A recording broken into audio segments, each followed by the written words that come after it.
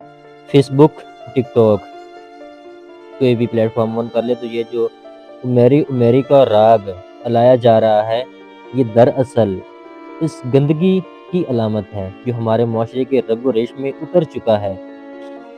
ایسی اخلاق باختہ عورتیں آپ کو ہر گلی، ہر دیہات اور ہر کونے میں مل جائیں گی، جن کے نزدیک اپنے مخلص مرد کی کوئی اوقات نہیں۔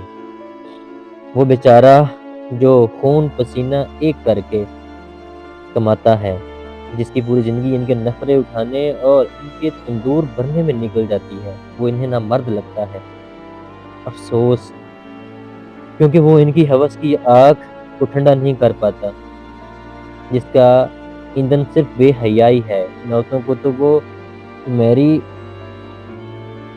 پسند آتے ہیں جو خود 2 ٹکے کے ہوتے ہیں، جو خود 2 ٹکے کے بھی نہیں ہوتے، جن کی ساری مردانگی میڈیکل سٹور سے ملنے والی 50 روپے کی گولی، جسے پھونکنے کے بعد یہ اپنے گردے تک جلا لیتے ہیں۔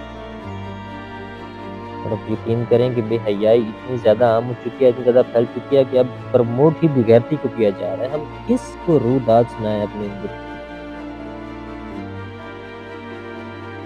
یہاں پر یہ نئی نسل کس راہ پہ چل رہی ہے؟ میں تو ہر ویڈیو میں یہی بولتا ہوں، نئی نسل کیوں ان کو خراب بگاڑا جا رہا ہے۔ بات ہوتی ہے یہ وہ چھچورے ہیں جو وقتی واہ واہ کے لیے اپنے گردے تک جلا لیتے ہیں۔ یہ عقل کی اندھی عورتیں ان مصنوعی سہارے والے مردوں کو اپنا مسیحا سمجھ بیٹھی ہیں۔ لعنت ہے ایسی سوچ پر جہاں حلال کمانے والا شوہر ذلیل ٹھہرے اور بازار کی گلیوں پر پڑنے والی ٹھرکی اور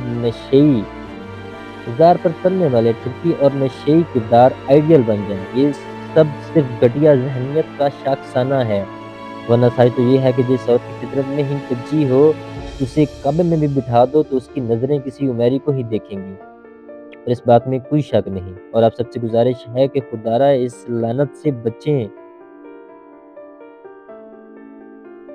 پردہ ڈالیں اگر کچھ ہے تو۔ بس آج کا پیغام اتنا ہی ہے، مہربانی کر دیں۔